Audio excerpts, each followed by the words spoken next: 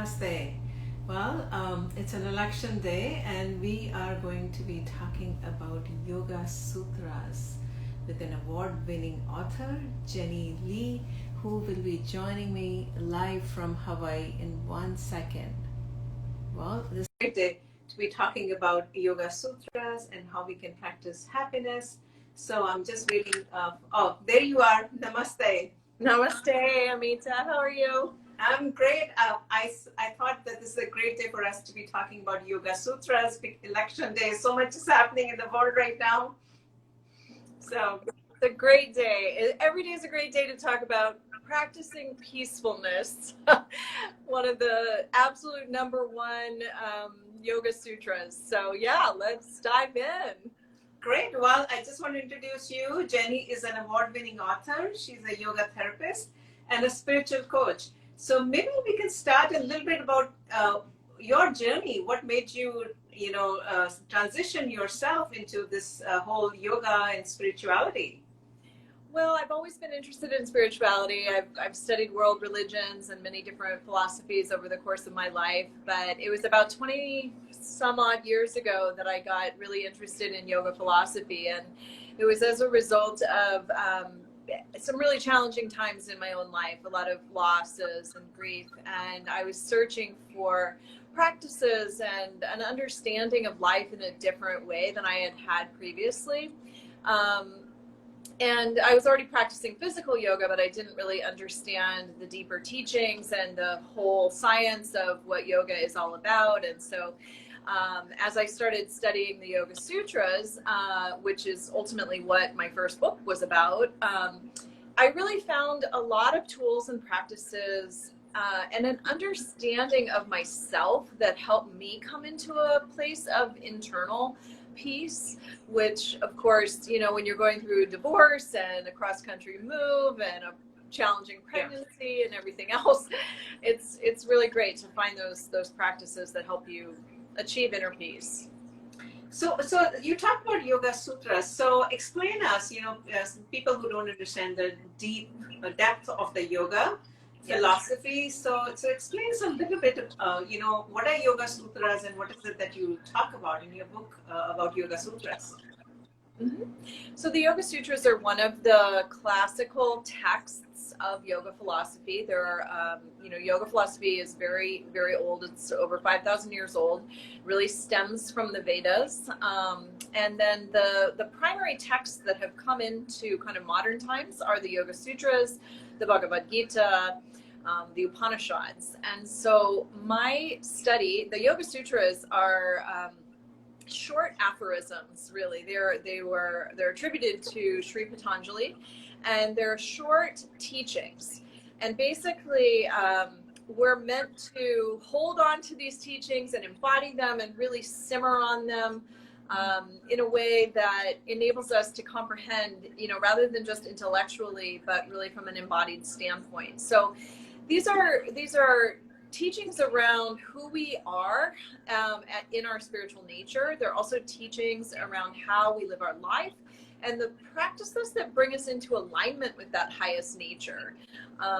So when I started writing my first book, which is called True Yoga, it is a summary of this 8-limb path, which the 8-limb path is a section of the Yoga Sutras. So there's about 196 sutras, but the part that I write about in that book is just about 20 of those sutras or teachings.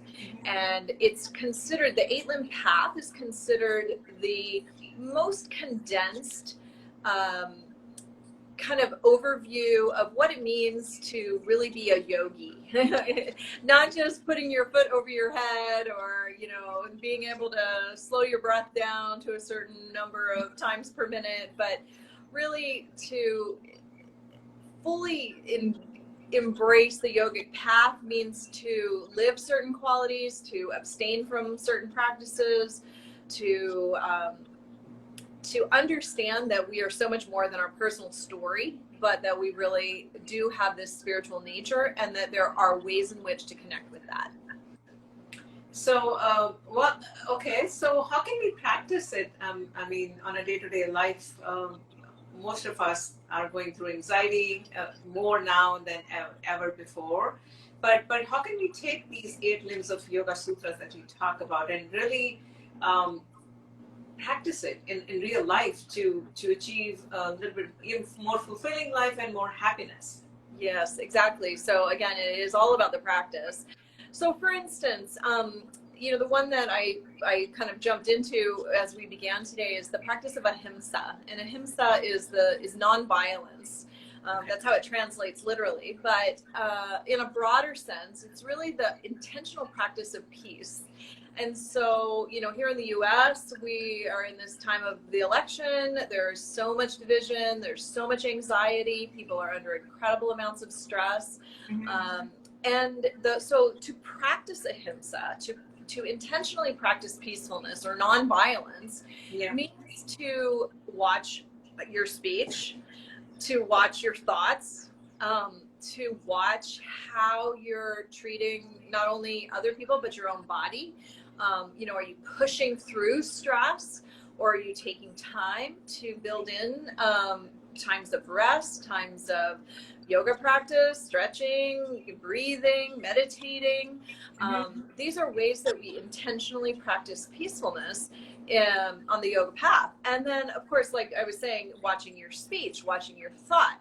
Are you cultivating a mind that is peaceful, that is not thinking hateful, negative, fearful thoughts of others? We all have our political views, and that's not what's important. It's what's important is how are we treating one another? We're all human beings. So that inner practice of peacefulness is so important, and it really translates out into how we experience life. Because the more that I cultivate peace within myself, the more peace I'm going to experience in my outer world. I'm just not going to have those conflictual relationships. I'm not going to, magnetize to myself those disharmonies. So all of this, oh, go ahead. No. So in your book, do you give like a workbook? Like, okay, you go through step by step of self-fulfillment, peacefulness. I mean, what is the mantra you talk about in your book on the sutras? Yeah, so what's really cool in True Yoga, so it's a very old copy, it's kind of beat up, but what's really cool in this book is that I take one sutra at a time, so one practice, such as Ahimsa, and I write about what that means. We talk about how to practice it, and then at the end of each chapter, there are affirmations. There are practices that you can do on a daily basis, very simply, and there are questions to reflect upon, so that you start to kind of digest the concept of that teaching. So again, the sutras, each sutra is very short, and maybe I'll just read to you the sutra on Ahimsa, since that's the one that we're on, and that'll kind of give you a good example. So let's see. The teaching on Ahimsa, find it, is simply by becoming peaceful, we experience inner harmony and all outer discord ceases. So that's sutra number 2, the sutra book 2, number 3. And so, again, these are practices that we undertake both within ourselves and also out in the world. And what's beautiful about them is that they have direct results. Like every teaching says, if you do this, then you'll experience that. So it's very tangible in terms of the goal that we're going for. And if people want to experience less anxiety, I mean, let's just talk about anxiety and stress, right?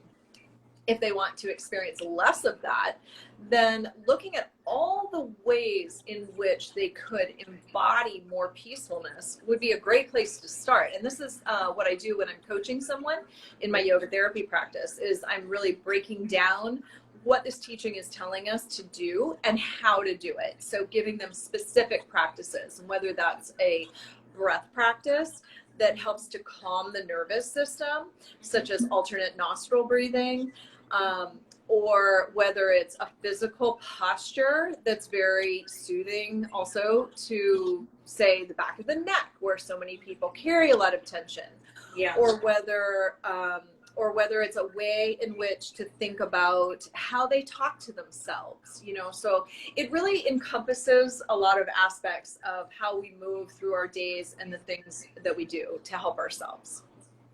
Yeah. So what are the 8 sutras? Like, one is Ahimsa. You talked about the Ahimsa part of it.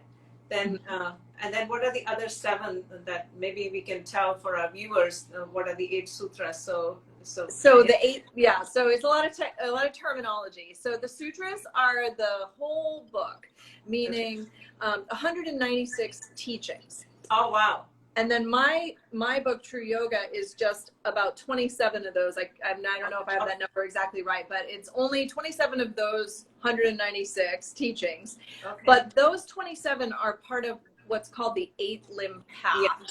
Now, that's what I meant. Yeah, okay. That's what I meant. So the 8 limbs are the yamas. Okay. The yamas are practices such as peacefulness that bring us into inner alignment. Okay, so that's the first limb. Yeah. The second one is the niyamas, and these are practices that really bring us into a deeper state of knowing our true nature, such as devotion or self-reflection. And you and I are going to be talking tomorrow about introspection or self-reflection. Yeah. So that's one of the niyamas. Okay, so those are the first 2, the yamas and the niyamas. Okay. Then we have asana, which are the postures, and we have pranayama, which is the breath practices. Mm-hmm. And not just breath practice, but all the ways in which we exchange energy with the world, right? So pranayama is life force energy control. Okay. Then there's Pratyahara. Pratyahara is the ability to withdraw our senses. So we're very plugged into the outer world. We're always connecting and, responding and reacting to things outside of us. But Pratyahara is the practice of turning inward. And then there's Dharana. Dharana is focus, our ability to focus our minds. So that's where practices like mantra come in. Or certain pranayama practices are also part of Dharana, or the ability to focus. 7th limb is Dhyana, which is the practice of meditation or deep stillness. Okay. And then the final one is Samadhi. Samadhi is the experience of our bliss nature. And so it's not so much a practice as a state that we achieve through these other practices. So those are the 8 limbs in a very quick summary. So even if we can practice 1 or 2, an average person, like asanas and pranayamas, I think most of us know about that, but the rest you talked about, yamas and niyamas and dharanas and dhyanas. I don't think most of us know about it. Right. But overall, kind of focus yourself and discipline. That's what I understood, right? And dhyana is focus, and niyama is discipline, right? Right. So the reason I wrote this book is for this reason exactly, because I own a yoga studio and I was always trying to explain these concepts to my students, and it gets pretty complex, and especially in the middle of an asana class, and you're trying to weave in all this philosophy, and it's a lot. So I wanted to create a book that would explain these concepts very simply. In fact, it's being used in a lot of yoga teacher trainings now for this reason, because it gives a baseline for teachers and students to understand the deeper philosophy from which our practices come, but to ground it in really modern terms and modern ways of working with these concepts, so that they're not just philosophical concepts, but they really have something to do with our daily lives. So that was my goal in writing True Yoga, was to give people this kind of tangible guidebook on how to utilize these sutras or teachings in a very tangible way in their life, for the reason that it makes you so much happier. I mean, honestly, after 25 years of practicing this stuff and writing about it, I can tell you I am way happier and way more able to cope with life and the challenges of life and the ups and the downs and the emotional roller coasters because of these teachings. Like I go back time and again to particularly the yamas and the niyamas, because those are very, like I was explaining with Ahimsa, that it's very core practices to how we think, how we speak, how we relate to others, how we treat our bodies, all of that. I think it's beautiful. It's beautiful. Well, anyone who's joined, want to leave a comment or a feedback, you're welcome to do that. Today might not have been the best day for us to do this. It's okay. We didn't anticipate that everyone's going to be go to, we won't have a president by now. We didn't anticipate that. So. That's okay. Well, I'm very easy to reach. I'm on Instagram, obviously, at Jennie Lee Author. I have my website, JennieLeeYogaTherapy.com. I'm happy to answer questions for people. You can shoot comments, through this video or to me on Instagram. And we're going to be here tomorrow too. Yes. So we'll be chatting some more about the practice of introspection. My book that just came out recently, Spark Change, is all about that practice of introspection. So it's one of the sutras too. So one of the sutras has to do with self-reflection or introspection. Great. Well, thank you so much. Thank you so much, Jennie, for joining us live from Hawaii. And we're gonna talk again tomorrow, same time. Same time. Yes. So thank you so much, and namaste. Namaste. Have a beautiful day. Thank you. You too. Bye-bye. Bye.